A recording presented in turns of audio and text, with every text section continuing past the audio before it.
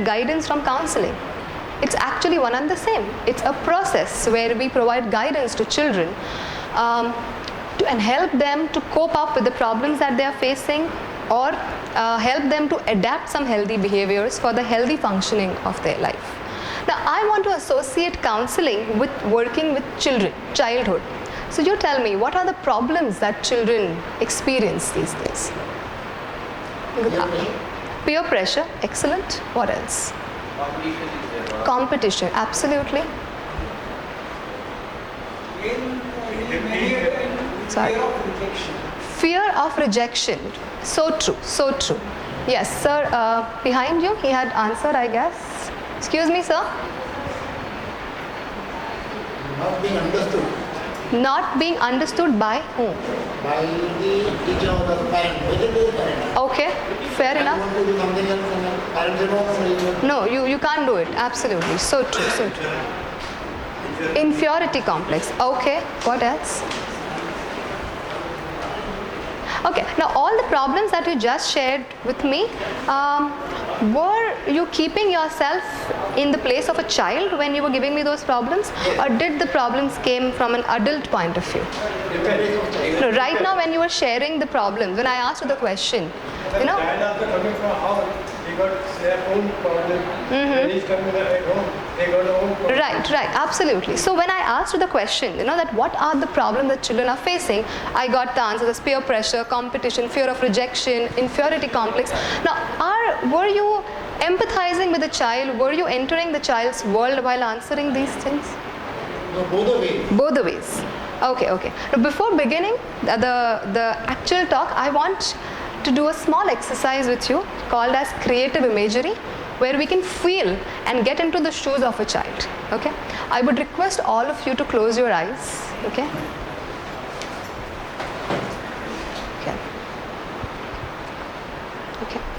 Imagine that you are a 7-year-old child. Once you get that image in front of your eyes, please nod. Do not open your eyes. Okay. Now, your day begins with multiple reminders given by your mom. Beta, pack your bag. Beta, carry homework. And do not misbehave in school. Today, I do not want any complaint from your teacher. And then you rush for your school bus. You get into your school bus, and then you come across your rival, the person whom you are not very good with, sitting on the favorite place of yours. And you end up having an argument with that child. You lose the battle, obviously, so you don't get that place. So you settle down for some other place. Then you come to school. Not a very good start of the day, but you convince yourself, never mind, I'll have some better things at school. As you enter your classroom, your class monitor tells you, oh, do you know that today we have a maths test? Oh my. Then you realize, I had totally forgotten about it, that I have a maths test. So you gather yourself, you solve that test, though you don't perform that well because you don't like maths. And then the maths teacher moves away with the test paper and your answer paper, and you put a sigh of relief.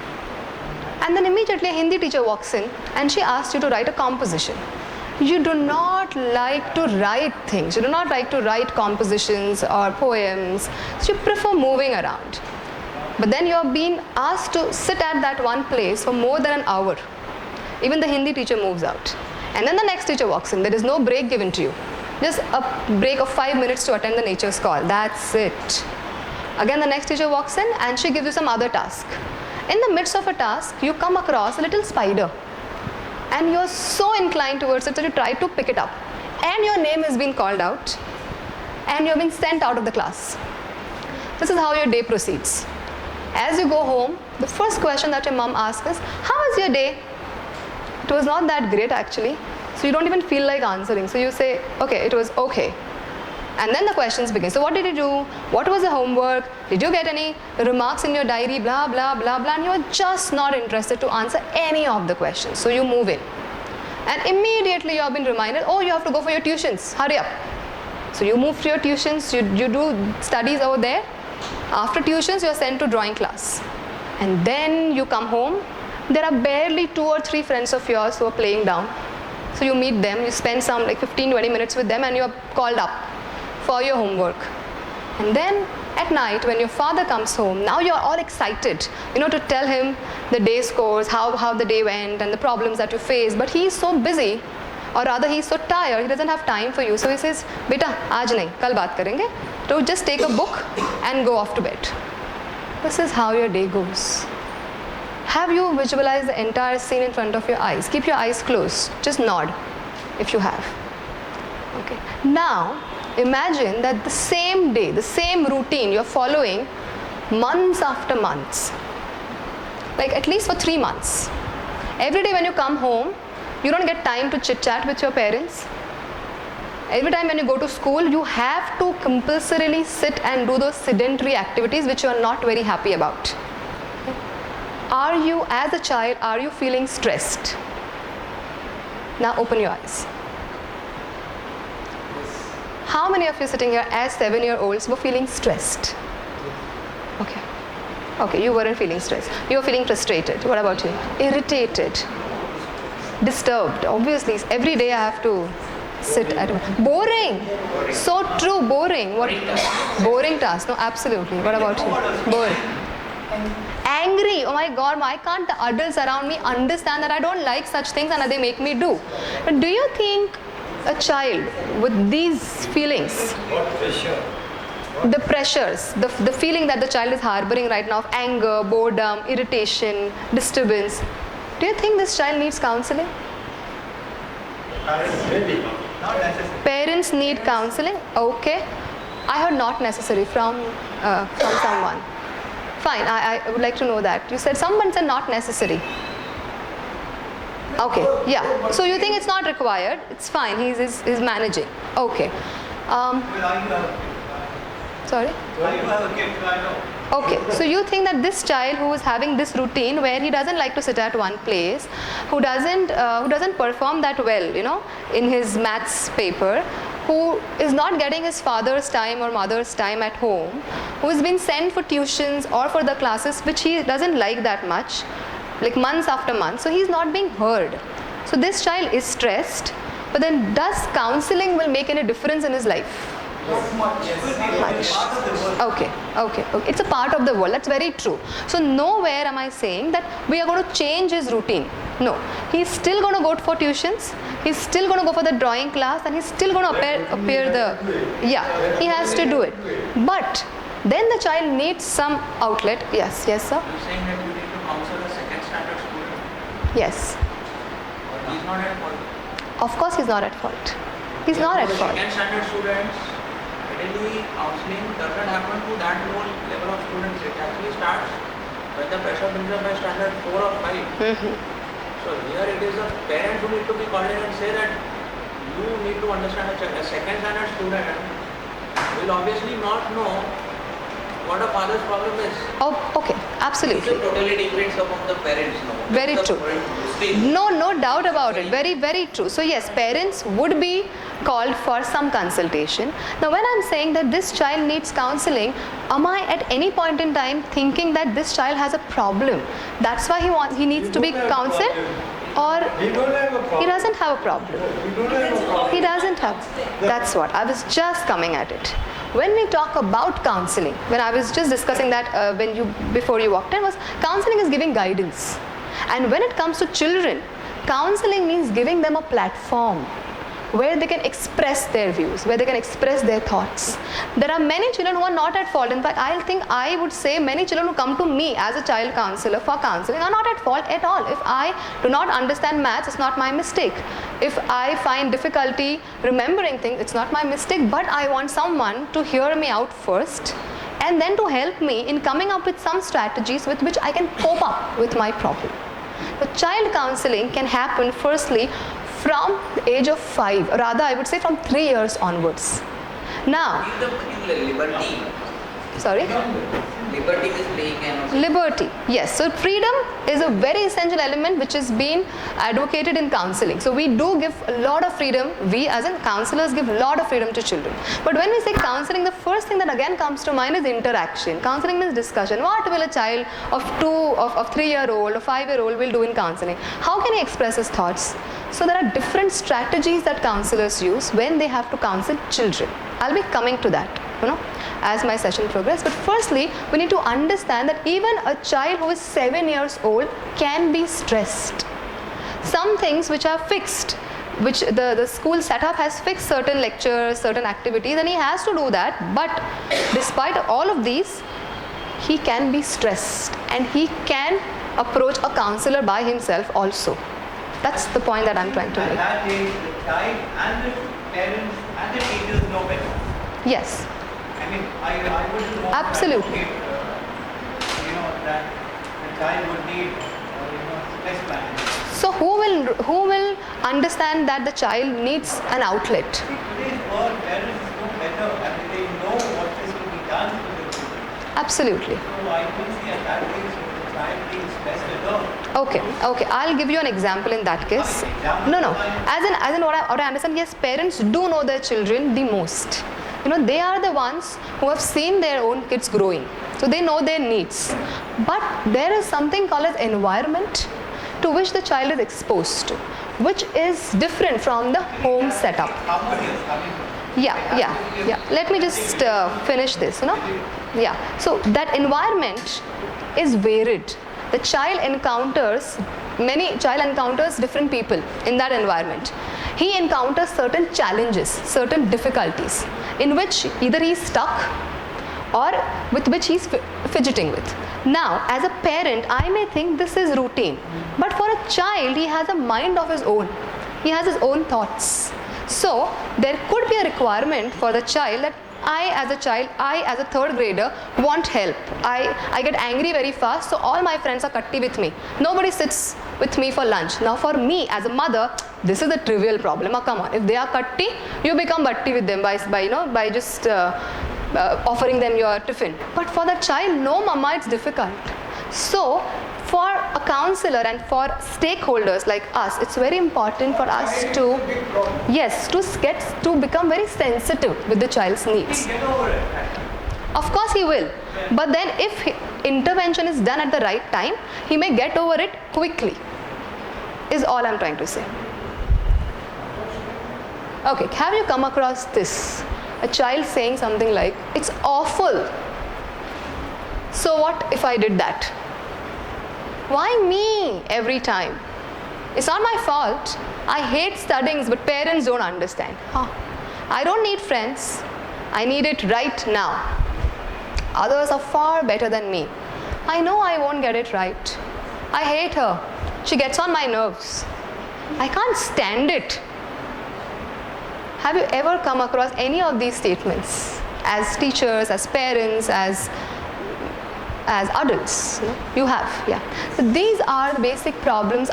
These are just statements. But if you have to categorize the problem that children face, then they face some problems when it comes to social functioning or emotional functioning, even academic. So these are the different areas where children face challenges. When I'm saying problem, that doesn't mean that the problems can't be solved. There are challenges, issues, difficulties. Now there are times when adults identify with certain behaviors. If this child is hitting a lot, of course he needs counseling. So come on, I need to send him to a counselor. But I want to present a case in front of you and let's then discuss about it. This is one girl, just read out. Janani, 7 years old, is good at academics. Her fluency in English language has bagged her prizes for many elocution competitions. She loves reading books, which has enriched her vocabulary. She always gets an edge above her classmates as she is able to understand concepts at far much faster rate than others. Despite being intelligent and confident, she is being singled out by her classmates. She faces difficulty in accepting her mistakes and gets very angry if corrected or given any feedback. She considers herself superior and demands a special treatment from her teachers and parents. Now, if such a child is there in my class, or if such a child is there in your class, do you think this child needs help? Maybe it comes from the parents' trait and they will get over it. Right now, as a teacher, do you think, will you identify this child that this child has some issues? This child needs to be looked after. This child needs help. When you come across such child, yes? Yes. This child basically is I don't want to use the word suffering, but this child has superiority complex. This child is intelligent, and the good part is the child is aware that I am intelligent. Okay? More so, now I don't want to be corrected. But then I am losing out on my friends, and I need to then work on certain things. And how do I do it? That's when counselors walk in. And then such cases can also be taken for counseling. Because many times teachers or parents come to us and they ask us, you tell us, which children should we refer to you? We don't understand, we don't know how to identify. So you tell me you just told me peer pressure, somebody told me stress, somebody told me boredom are some issues where children need to be referred. But if you are teaching a class of 36 children, okay, which children will you pick up and refer to counselor? If you are teachers or parents.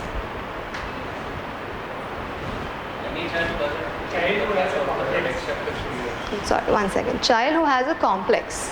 That, can you elaborate on that? It could be a superiority complex or it could be an inferiority complex. Okay. Okay. Perfect. Yes, sir. He doesn't fit into the class, says alone. Feels he's alone. Okay. Okay. Rejected. Okay. Accept it. Even if they are not average in studies, but if suppose in sports, if you look at the child, you know by the print that the child is good in sports, can do well. But if they lag behind, So they stay aloof. So they're not mixing with the class. Okay. So you will select that child. Fine. Okay. Very kind in our classroom. Okay. It's very frank. Not that much talkative and very reserved. He's very reserved. Who doesn't talk that much. Okay. Okay. A hyperactive child. Okay. Fine. Okay. Sure. Sure. So inferiority complex, some kind of a performance anxiety. So, yes, sir. He's fearful. Yeah, right. So mainly as stakeholders, as parents, as teachers, firstly we'll notice the overt behaviors. The behaviors which are easily observable where we think that there is some problem. Obviously, if the child is hyperactive, the child will move, he'll fidget, he'll not sit at one place, he'll move around the class, he'll hit all classmates. The child who has complex obviously won't open up more and will be himself. So these behaviors are easily identifiable.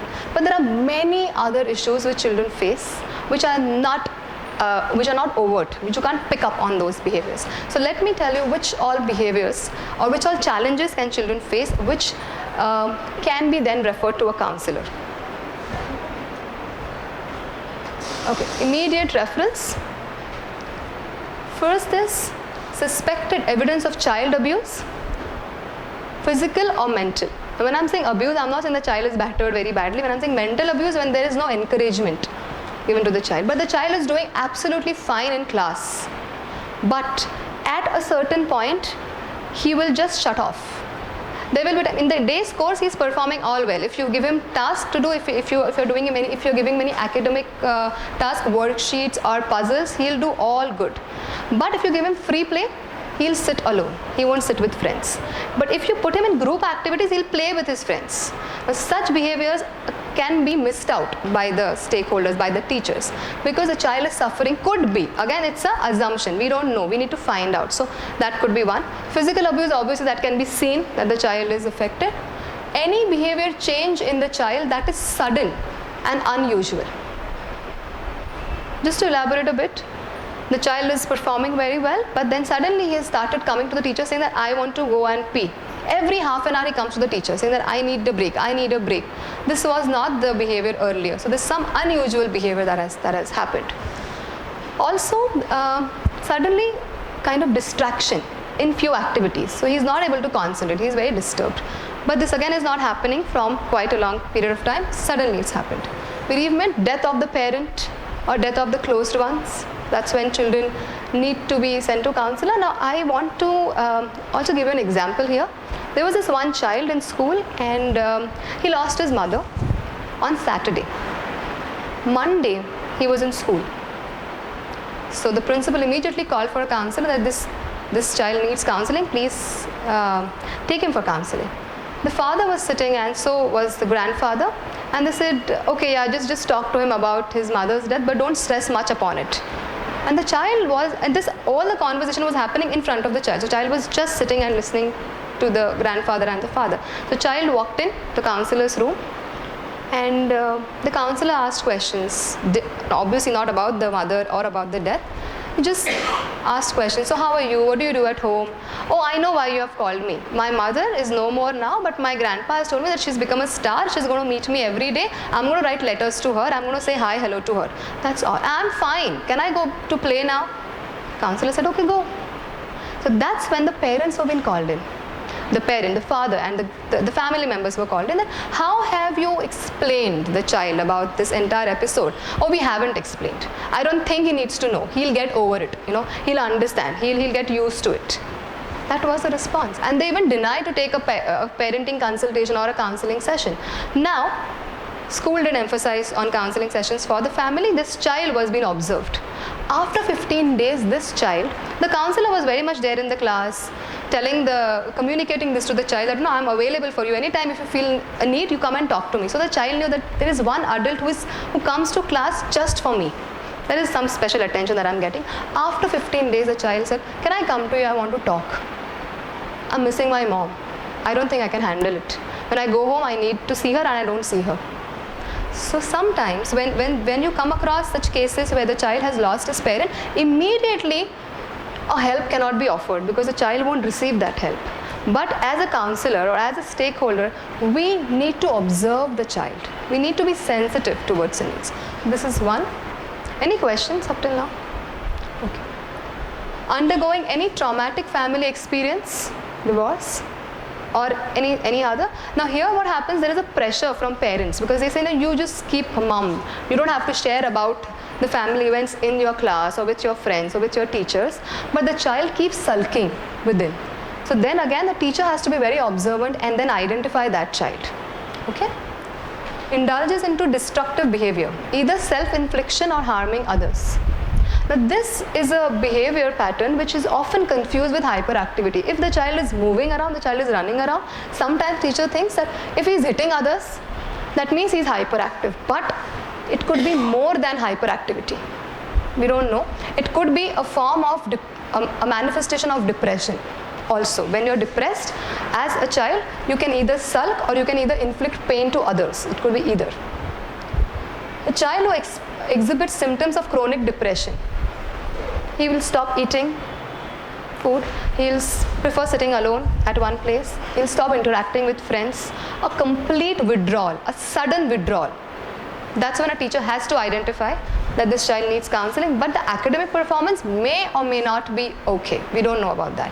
But every time teachers first focus on the academic performance. If he's doing good in studies, then it's okay, then I don't have to worry. That's not it should be. Children who are who are changing school or residence. Any kind of transition is a bit challenging for a child. I'm not saying disturbing, but challenging. If the child is prepared for that transition, the children cope up very well. If they are not prepared, then they really face difficulty. So then sometimes parents say, "Isme kya counselor ke paas aana hai?" But no, you have to come because the child doesn't. When the child is going to face a severe problem if he goes to a different school and he has to make all new friends and then cope up with that new pattern. So you need counseling here as well. Now, in some schools, the role of the counselor is clarified and it's also communicated well to children so that a child knows, who is a counselor. So children 7 years of age or 8 years or 10 years will go to counselor by themselves that, I need help, I get angry very fast, you can please help me, or I can't make friends to help me. So that could be self-reference. Okay. Most of the schools, I don't want to generalize, there are exceptions, they do not specify the role of counselor. The child doesn't know who that adult is. That adult keeps strolling along the corridor. I just see that one lady or one man, but I don't know what the man does. I think it's the teacher. They don't know what counselor is. So then parents often write to counselors saying that, please look after my child for some or the other reasons. As a stakeholder, as counselors, these notes are being always acknowledged and parents are addressed, parents' needs are addressed. So it could be teacher referral. Teacher referrals could be for different reasons. I don't even want to categorize those. anywhere where the class functioning is hampered by that child in any possible way, that's when the teacher refers the child for counseling. More than that, children with ADHD and with other behavioral disorders, because I come across many teachers who tell me, oh, this child is hyperactive, this child is inattentive, or this child is ADHD. This is how the sentence is framed. And then I wonder, oh my God, you are labeling that child. Do you even know that? And the way they said, please take him, he has problems.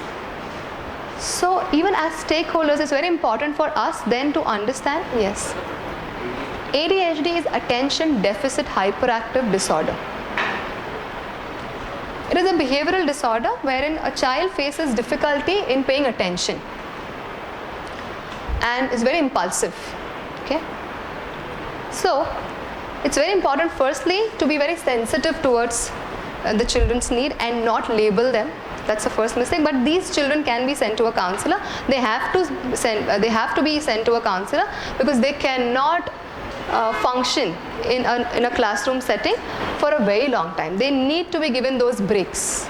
If not, then they will be very destructive in class. When I talk about behavioral disorders, there are various behavioral disorders, and how do we come to know that there are these behavioral disorders that the child is experiencing? Through testing.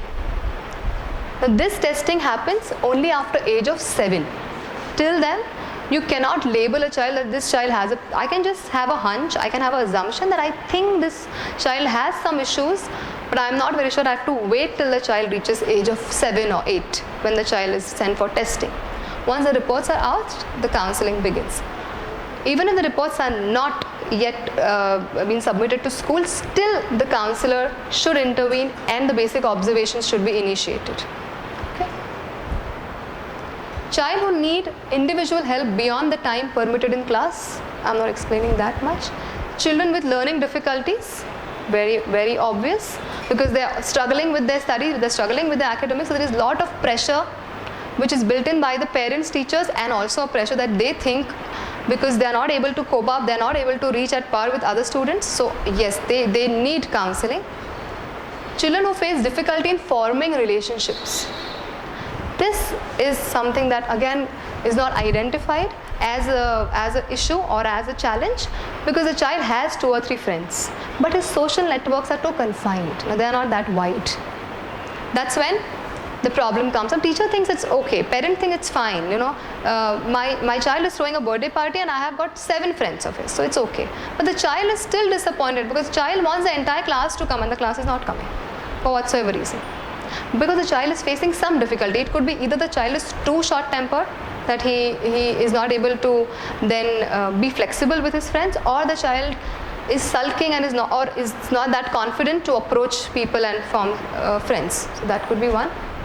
Children demonstrating observable changes in behavior, which could be for different reasons. The reasons you can find out when the child comes for counseling, but some unusual behavior. Nail biting could be one. So we may say many times teachers tell us as counselors, even we were children, even we used to bite our nails. We have gone through all of these things. Do you think the child needs counseling? But at our times, maybe the counseling was not available. Now it's available. So why not render those services? Any questions about this part before I move on? Yes. Usually it is seen that a child inhibits certain behavior patterns on the parent.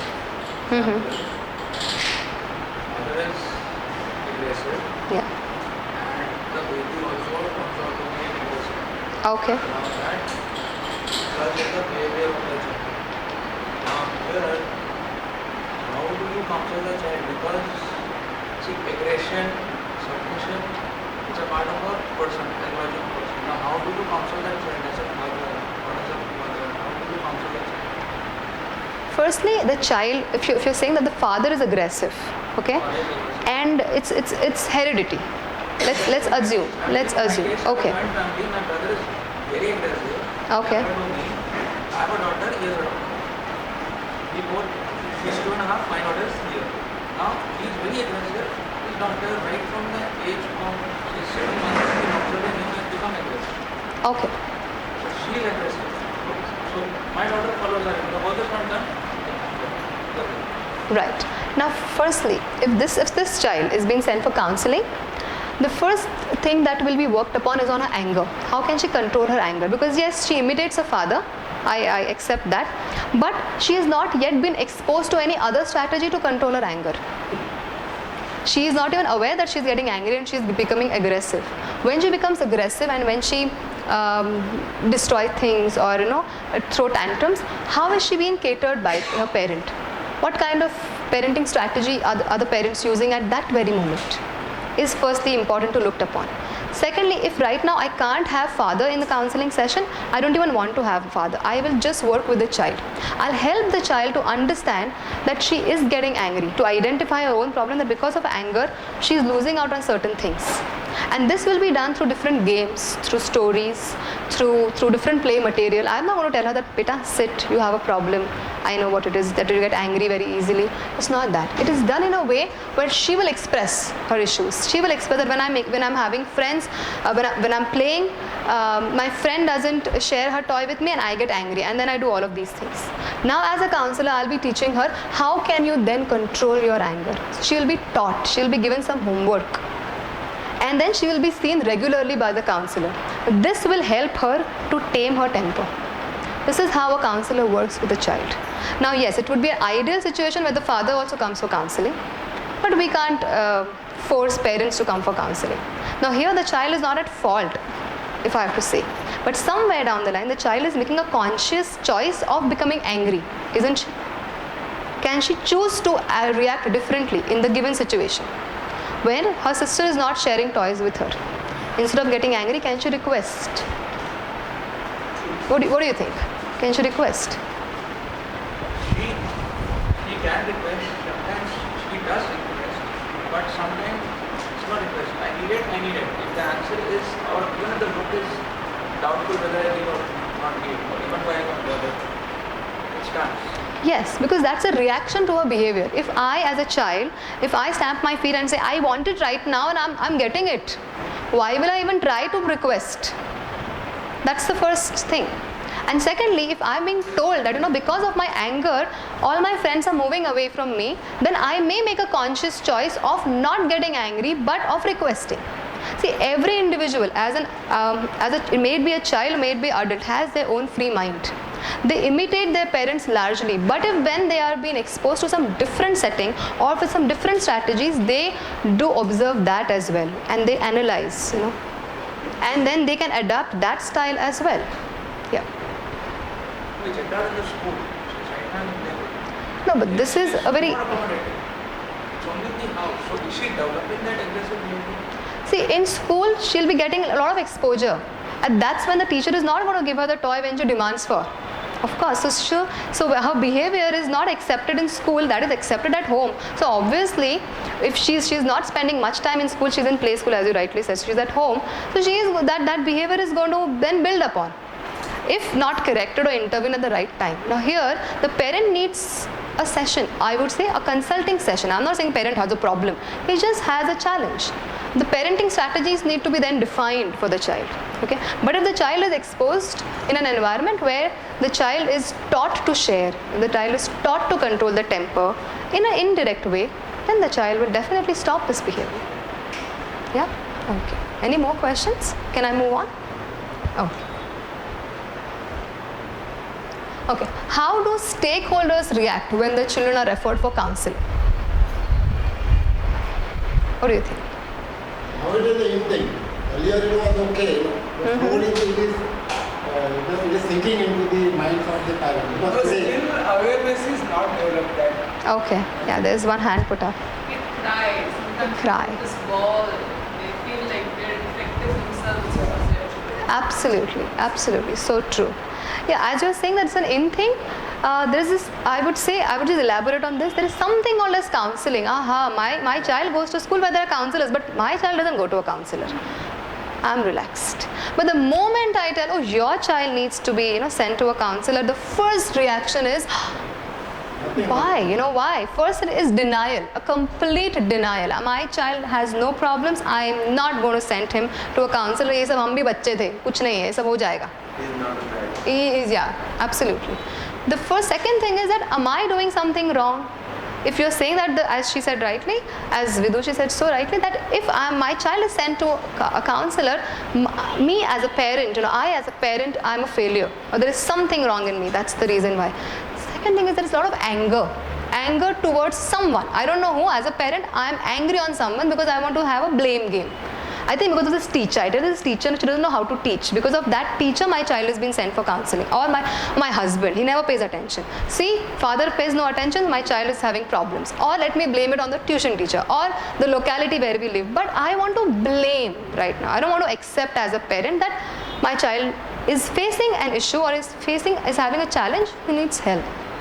The third reaction, when the parent is just overcoming that denial and anger, it comes bargain. They start bargaining. Okay, my child is not paying attention in school.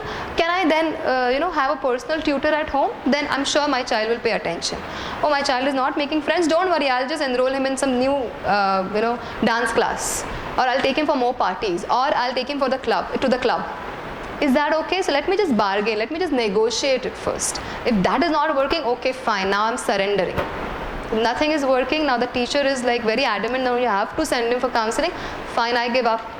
And last is acceptance, which hardly comes. Parents don't reach to that stage of acceptance. They do, but they take a lot of time. These are the first stages that parents go through. Even sometimes teachers go through. My class is perfect. My students are absolutely normal. First thing is they are normal. So I wonder, so the children who have been sent for counseling, are they abnormal? We just did a creative imagery where we all became 7-year-olds. I mean, you all became. We all are stressed. And the first question as a counselor I ask teachers is, when you get hurt, don't you go to a physician, don't you go to a doctor, don't you have a dietitian? Do you feel embarrassed going to a dietitian? Why do you have to feel embarrassed when you have to go to a counselor? Why can't I just say, okay, in my month's schedule, one visit to counselor compulsory, just to check my mental state? Why not? We are not yet reached that stage of accepting counseling as a part of our life. I hope we do in some era, but that's the first reaction is no. But then here I would like to make a point that parents play an active role in the process of counseling. Family therapy works effectively because rarely does a child exhibit his problem in isolation. The problem will never occur in isolation. There has to be many people involved when the child is having a problem. So parents need to come first to the counselor. Sometimes how things work in a school setup is, or in a clinic where child counseling happens, parents are called first. And we take information from the parents about the family background, the lifestyle and all of that. Then comes the task where the parent have to prepare the child for the counseling session. You can't pull the child out, excuse me, hello, you have a problem, you have to go and see that teacher. So the child doesn't know who that teacher is and why in front of all 36 students I am being picked upon and sent to that room. That room is some danger room, I don't want to go. So hardly children are prepared for counseling sessions. So here I would like to make a point that every stakeholder, teacher, tuition teacher, coach, parents, need to prepare children for the first visit of a counselor. Okay. Ideally, if you have to send children for counseling, how would you prepare them? You tell me. What would you tell the child? Let's say your children are being referred to me. They will be coming to me from tomorrow. So, you have to give them some background.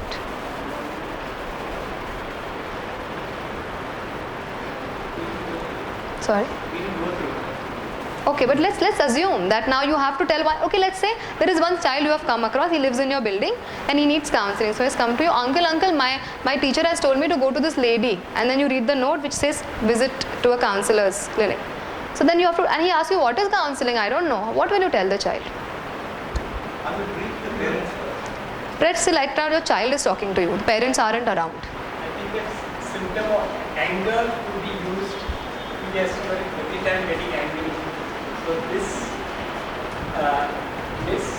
will see why you are getting angry. Okay. You explain why you get angry. Okay. Fine. What else? What else? You should not identify the child with a problem. Mm-hmm. The child will get disturbed. Absolutely. Okay. So then how do you tell the child that you need to, because the child has to know where he is going. Yeah, the way we take him to a doctor. Yes? I'm sorry, sir. You're taking the child to the doctor. A doctor who doesn't have a clinic set up. A doctor, I'm scared. The doctor will give me injection. Last week I went to the doctor. How is this then? When I go to the counselor, I don't find any medical equipments around me. I'm confused.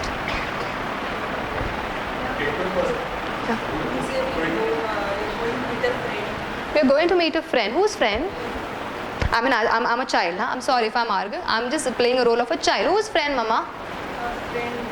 My friend who can be your friend as well. Okay. I have many friends. I don't need to meet your friends. Okay, this is the child's mind. Okay. We are going to meet one person, and there we will need a lot of games to play. So if you go and play with more big games, that teacher or we will do a lot of games.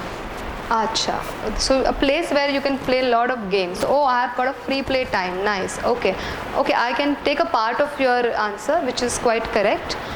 Can we tell them you're going to see a counselor? What will happen if I tell my child who is 6 year, 5 year, 7 year that you're going to see a counselor who doesn't know what counselor is? What will happen? Who is this counselor? Who is this counselor? Very genuine question. You tell me who is counselor. Then It is very difficult to explain. Exactly. Then it's not very difficult to explain. We can explain what is counselor. In a child's language, we can explain him. At that age, you will understand. Now, one thing I would always ask, one thing that I always ask, parents or teachers is, what is it that you want the child to understand? Some things that you want him to understand, or let him interpret the way he wants to.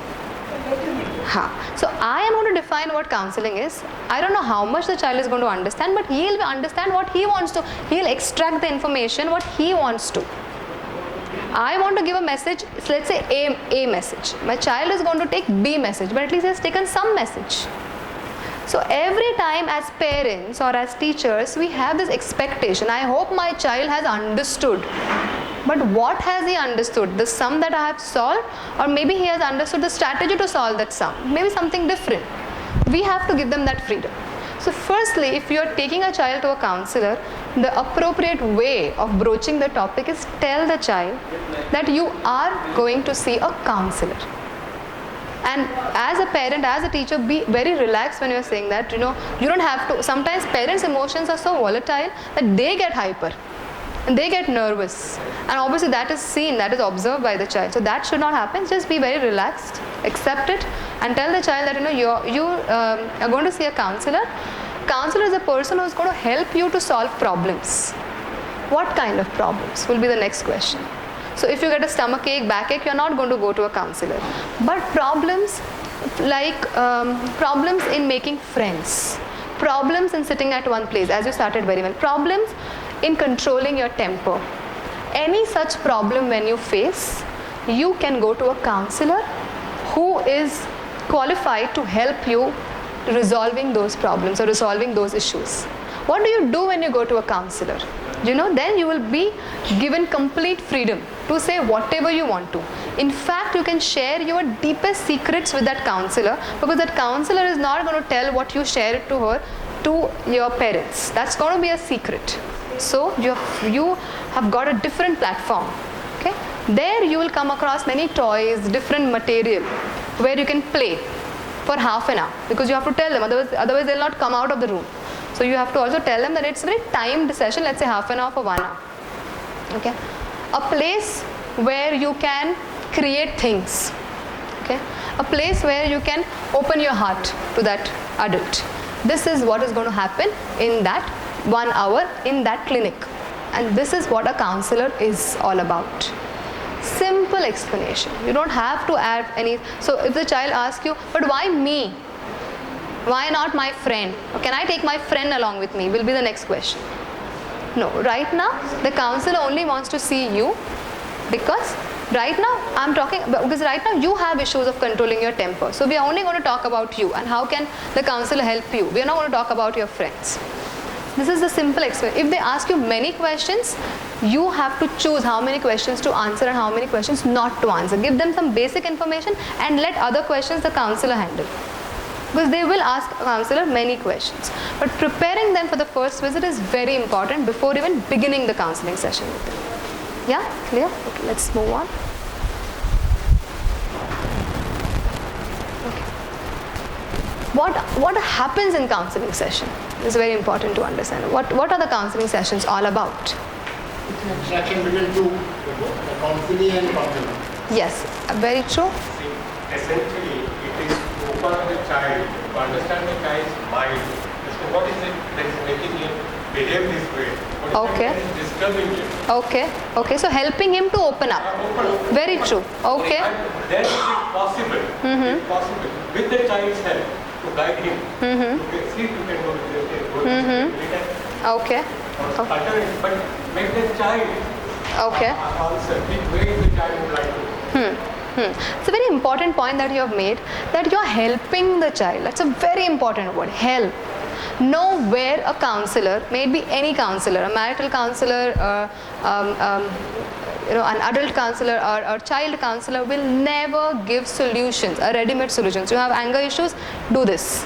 We will only provide help. We are extending help, and we will be helping the child or the counselee to explore different alternatives and then make his own choice. Nowhere the decision is led by the counselor, but the counselor ensures that the child reaches to the decision independently. Okay, so in a counseling setup, first and foremost, in a child counseling setup, the counselor invests a lot of time in rapport building. Nowhere the counselor will first bombard the child with lot of questions. No counselor will do that. The child will just walk in. Initially, depending on the age and the comfort level, the child will decide whether he has to come to the session alone or with the parent.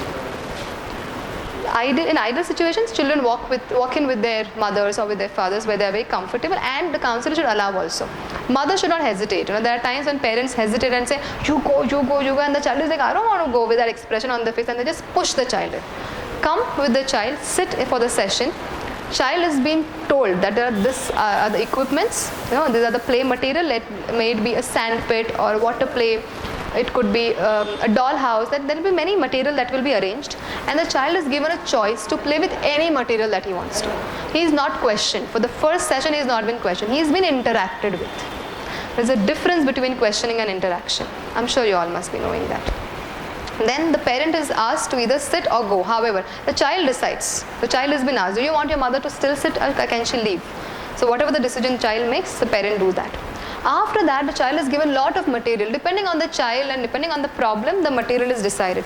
Some children are very vocal, so different exercises are given to them. They are asked to compose a poem. They are asked to do things that they are good at, also the things that they like. I would like to give an example. There is this one child who comes to me for counseling. He tells me, I am good at hitting. So I said, okay. So what can I do in your room? He asked me. There were dolls, there was a sand pit, and there were puppets. I said, okay. And there was clay. I said, you want to hit. So how about hitting this clay? Okay. And how about making something, showing me constructing something and then hitting?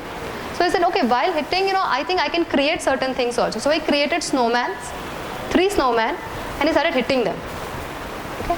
And then he made a big snowman, and he told me, when I'll become big, I'm going to become a scientist, and I'm going to create a machine which will be installed in your tummy. So if you're hit by anyone, you won't get hurt. Look at the imagination.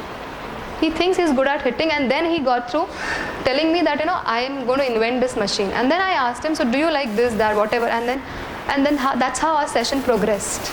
But the first foremost thing that a counselor should remember, and so do the stakeholders, acknowledge the child's reaction or response. Anything that child tells you that I get angry, I don't like this, I want to kill him, I want to destroy this, okay. I'm not saying go and do it, I'm not allowing, but I'm acknowledging, I'm accepting it. The moment the counselor or the stakeholder gives the child that environment, the child feels that, okay, this person trusts me and now I can open up. This is how counselors help the children to open up. Every feeling of theirs is acknowledged. Yeah? Then after 2 or 3 sessions with the child, parent is being called, parents are being called, and they have been updated about the things that are happening in the session, in which counselor never tells the parent that this is what your child has shared, but this is how your child has been, progressing in the sessions, and these are the strategies that you as a parent need to adopt, so that we have some consistency seen in the sessions that we are having and in the home setup. So that's called a family therapy, in literal meanings. So parents are being helped, even their problems are being heard. This is how an ideal counseling setup is. Yeah, any questions about it? Yeah, please.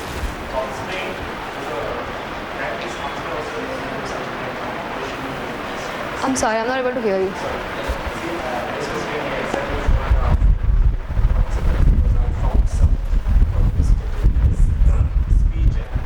Behavior patterns, which are not in going at the age of 4 to 5, because I see other kids.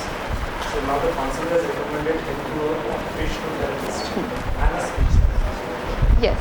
Is this the normal way of going about it? And then Yeah. she said come to me after 3 months and let's see about this. Yeah, see, very rightly said, yes, because when children come for counseling, they have different issues. When I mentioned about behavioral disorders, there are different behavioral disorders. There are some issues wherein intervention of some other professional is required, like let's say remedial teacher will be called, an occupational therapist, a speech therapist. They can help the child better, in a much more better way. So the role of a counselor is to prepare, firstly to understand what the problem is, to comfort the child, to help the child get de-stressed, because all of these things are stressing the child. So how can the child de-stress and express more and work on the things that he's good at the same time undergo occupational therapy and speech therapy? So that is an entire different domain. Let's not get into it, but when I'm talking about counseling, this is what a counselor do. Okay, counselor is, but depending on the problem and the severity.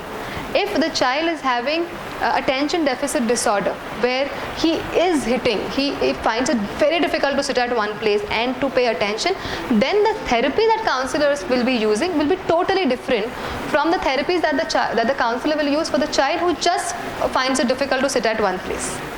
Okay, so counselors use many, counselors do a lot of imagery. But the imagery work that we just did, closing your eyes, imagining things, counselors do that. Counselors mainly use puppets and animals, character, because children can then weave a lot of stories using animals, puppets and all of that. Paints are largely used in the counseling setup because children express themselves beautifully through paints. Sand is primarily used in a counseling setup working with children because sand is an effective tool of healing yourself. So a child with physical abuse, or I'm not saying that a child with physical abuse can be healed by using sand, but sand is used for those children who have undergone or have witnessed traumatic events. Yeah, this is what happens in counseling. Yes, sure. What is the right age for counseling? I said my care, because from what I know, from even my friends and my family say you're being too hasty. When we learn, not as depends on my friend who was dyslexic, he's now already famous in school. Jesus, don't do it. And they were saying it's fine, it is okay to me. But as a parent, I see those things. He's about 4.5, going on 5. Is that the right age or? When I'm saying a right age, counseling is portrayed mainly as an interaction. That's when people start thinking that it is restricted for certain age groups only. It's not like that. Counseling begins with observations also. So even a toddler can come to a counselor. Yeah. Now, what does a counselor do? The counselor will observe children of different age groups in different settings. The counselor will invite the child to his room, will give him his freedom. He can play with different toys and material that are around him, and then go. Okay. Then, as and how the child develops, then when the child is able to verbalize, then comes the therapy. But there are many therapies which can be used where the counselor does not have to talk to the child. It could be just through games that the child's needs can be addressed. Nowhere the problem will be immediately solved. This is again one myth that many people have, that going to a counselor means getting a quick fix solution. So you will never get that. So even if a child is coming to a counselor for 8 sessions, the problem may still be the same, but the intensity can be reduced. You know? Also, counseling happens on one-on-one basis with children.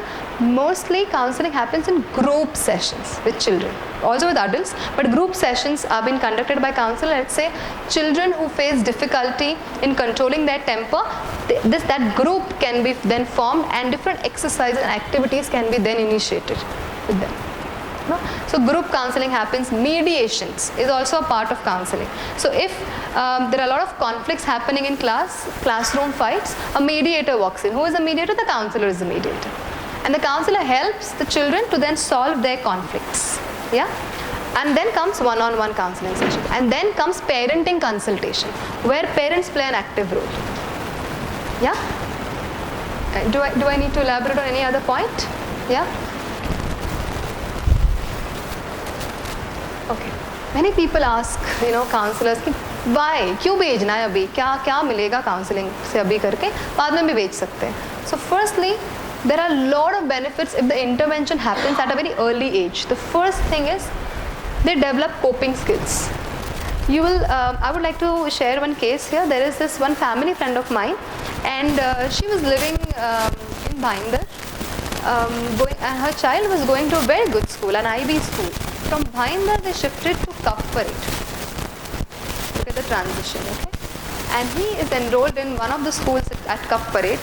The mother was very anxious. She said, Neha, why don't you take him for counseling? Because I think you just prepare him because he has to, go to a new school, Kapparit, that area, how people are there. They come from all elite class, and we are also rich, but we don't have that lifestyle the way they have. So how will my child cope up? And I said, okay. So I prepared, I just had a chat with that child. There was nothing more that I did. I just asked him, how are you feeling? He said, I'm feeling excited. Didi, I'll manage. I said, okay. And to my wonder, he is doing absolutely well in that school. So much so that on the report day, the teacher asked the parents, what have you done to make him so grounded? So it's all upon the exposure that you give and the parenting strategies that you use. No matter where the child goes, the child can adapt very well. So for counseling, obviously men make some more benefits by helping the children to develop the coping skills, develop sensitivity. If you remember the first statement on the slide that I had put, what if I hit the child? There are many children who have come across to me who have started telling me this. Usme kya hai? Okay, I just hit him because he was not sharing his toys with me. So they are lacking on the sensitivity. So in these counseling sessions, in those group counseling sessions, we work on making them more sensitive, making them more empathetic. There is always a pattern that children have started now demonstrating: demands. It's demanding. I want it means I want it right now. I can't wait for my turn, I can't wait for having that object. So how can I develop patience in the child from a counseling point of view? And how can I help the child to become empathetic would be the goal of the counselor here. So sensitivity. Problem solving skills. Yeah. Healthy social adjustments. They gain lot of confidence.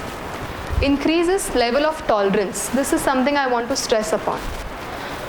After coming for counseling sessions, the counselors largely work on changing their thought process. When I'm saying changing the thought process, that means altering the irrational thoughts or illogical thoughts into rational thoughts. There are few children who come up with saying that I have to win, I can't lose, that's how I am being brought up.